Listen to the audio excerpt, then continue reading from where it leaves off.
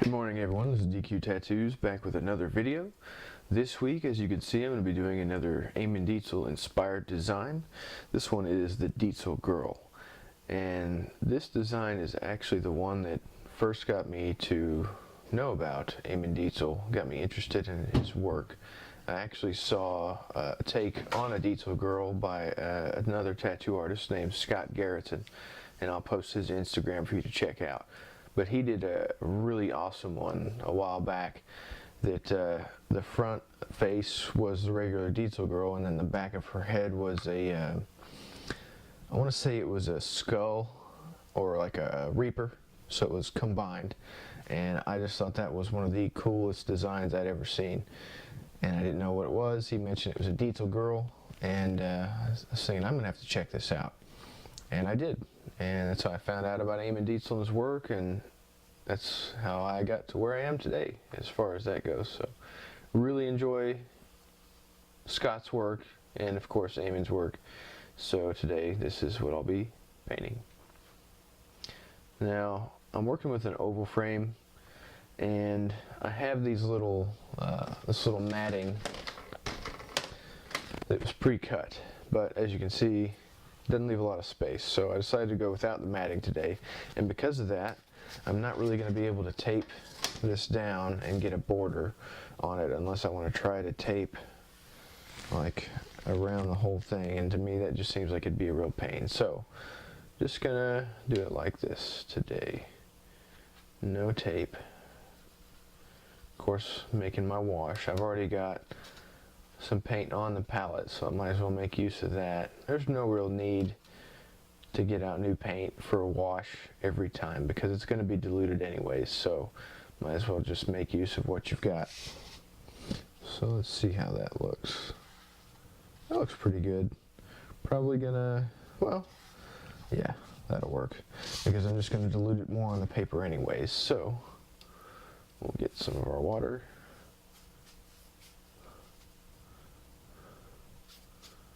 And I never really try to do a very smooth, consistent coverage with these washes. You can. I mean, it's not a big deal. If that's what you want to do, go for it. I like to have it look sort of textured, sort of more aged, I guess. Because if you do, in my opinion, if you do one solid wash, it's just one tone flat across it, to me it just looks too perfect, I guess, to really be aged. Not sure if that makes sense, but I think you get what I'm saying. Let's see, now we'll take, what do we got here? We just got some dark brown here.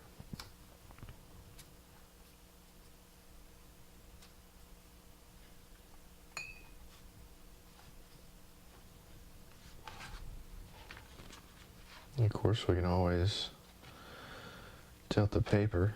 That's pretty neat.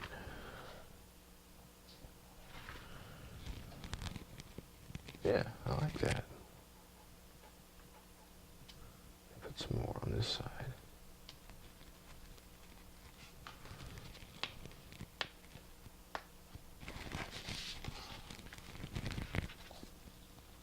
Yeah. So I think that'll work for the wash. Of course, I'm going to be using my trusty hair dryer again to speed this process up. So we'll go into time lapse and I will dry this off real quick.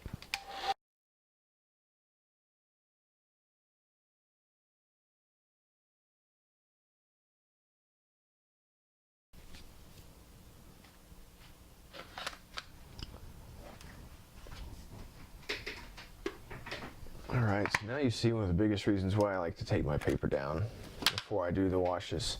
Not only does it give you a nice border, but it kind of prevents you from warping the paper quite as much.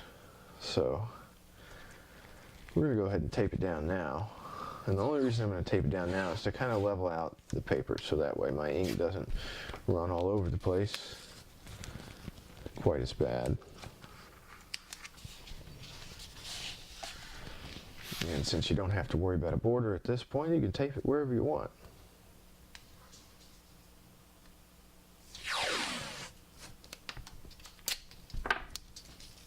And as always, I'm using the yellow frog tape. If you have not checked this tape out yet, I definitely suggest it. Here's a little thing.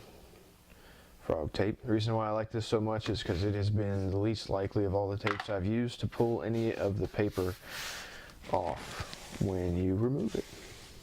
So that's why I like it. Alright, now I'm going to get some inks out. We're going to pick our colors and we'll get started. I'll be right back.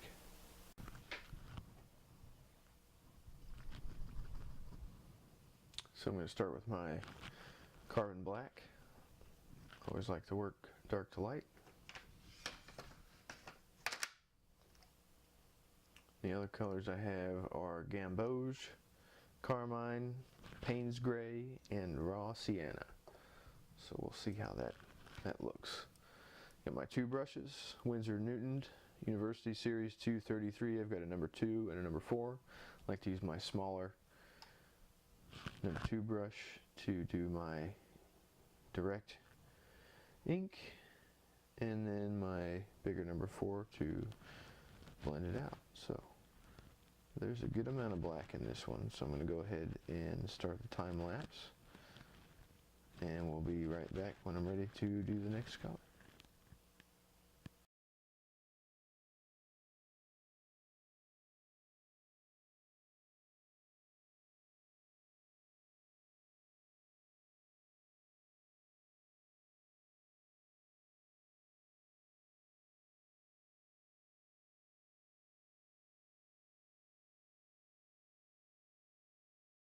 Alright, so that is good for the black, I think. I went ahead and dried it with my blow dryer just to make sure everything is good. And now we will move on to the phthalo, not phthalo.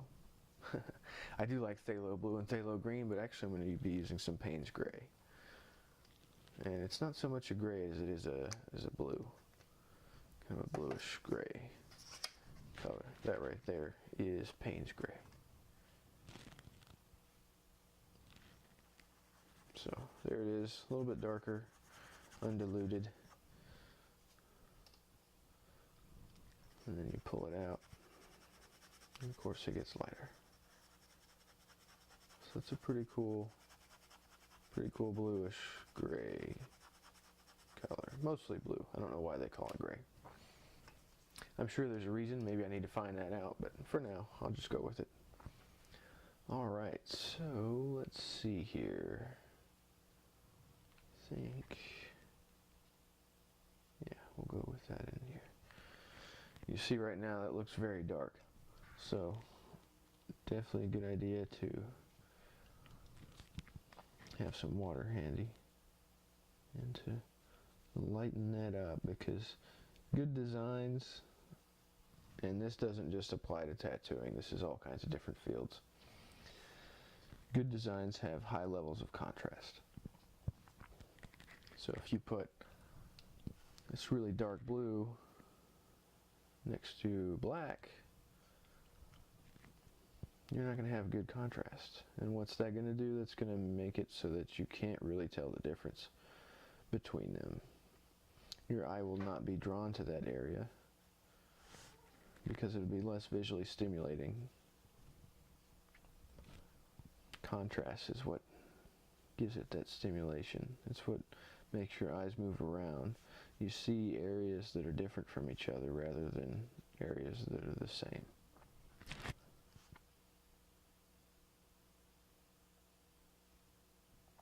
And that's why, you know, in any kind of art, it's good to know a bit of color theory too, because you want to work with contrasting colors, complementary colors. You want to know those relationships so you can use them to the best of your abilities and get the most out of them.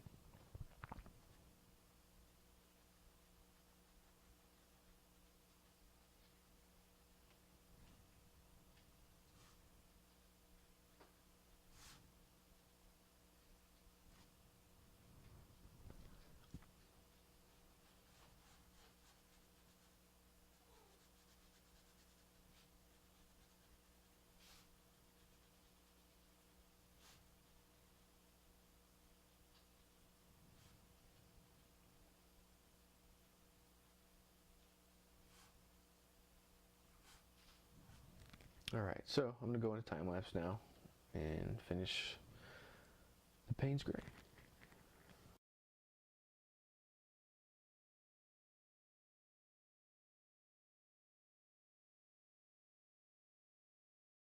Alright, now I think we're ready for some Carmine, which is just my favorite red.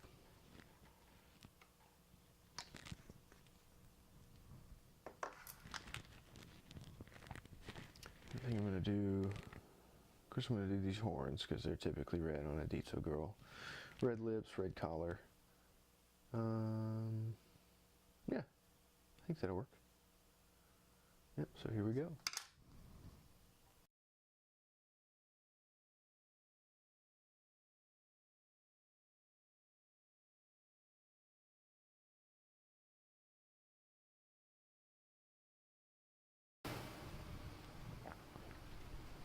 And let's see, I'm going to do a little bit of brown or raw sienna in this, so we will do that before we do the gamboge.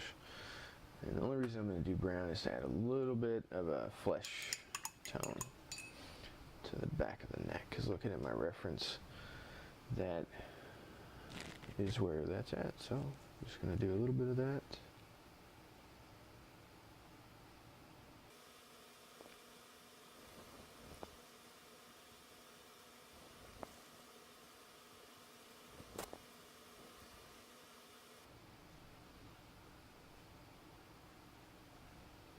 And just remember that you can always add more if you need to.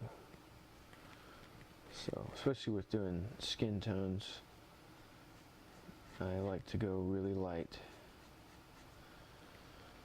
Almost to the point where you really don't see much of it. Because it's so much easier to blend it out and to have too little than to have too much. So, that's pretty much all I'm going to add there, just a hint. And if I come back to it later and say, you know what, that's not enough, well then I can always do that. But right now I think that's pretty good. Now, we'll do some of the gamboge.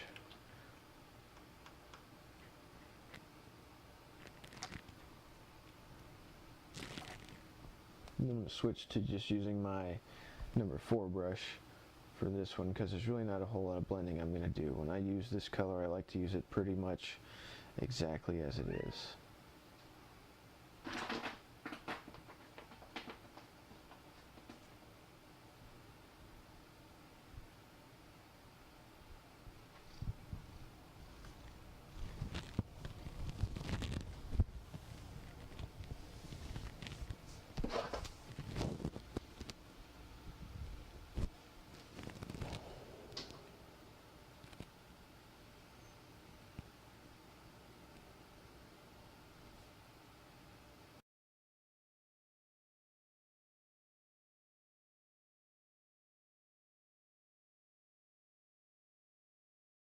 Alright, so that is pretty much it for our regular colors.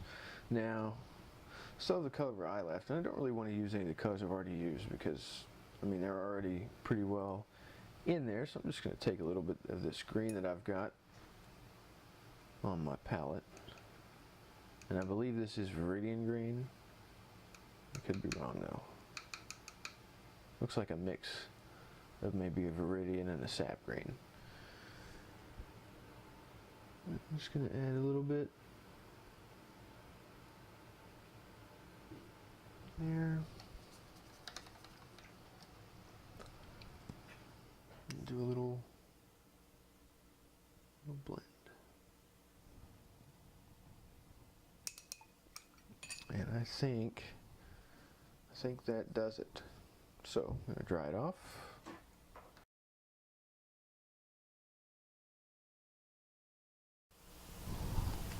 Alright, so now that it's all dry, I'm going to take the tape off. As you can see, none of the paper pulled off with that, so love it. Now, I'm going to zoom in here.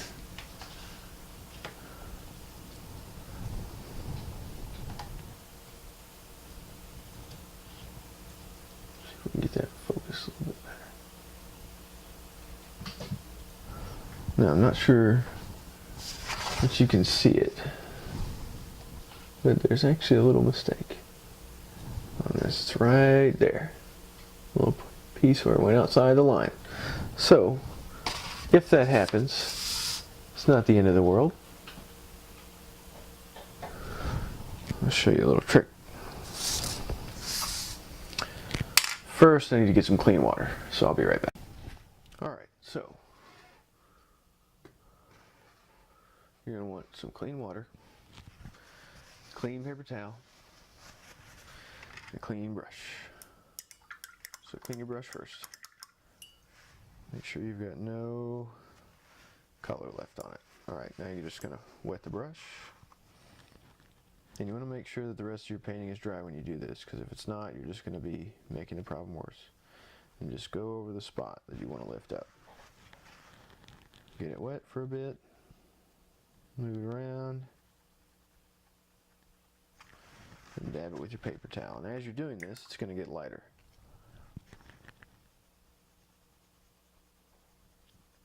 This is a lot easier to do if the paint is still wet, because you can just go ahead and dab off as much of it as you can with your paper towel, and then get the rest right then. But right now you're basically just diluting the paint on the paper itself, so it's pulling that pigment into the water, and then you're lifting it off with your paper towel.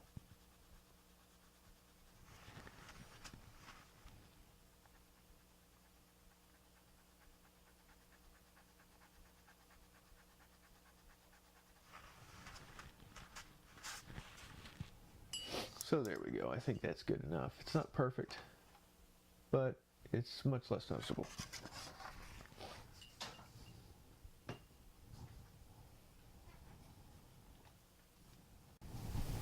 Alright, and now this piece is finished. Now if this were a direct copy, I would put designed by Amund Dietzel, but this is one that's inspired by it. I did change up a few things. So I'm just going to put my signature here.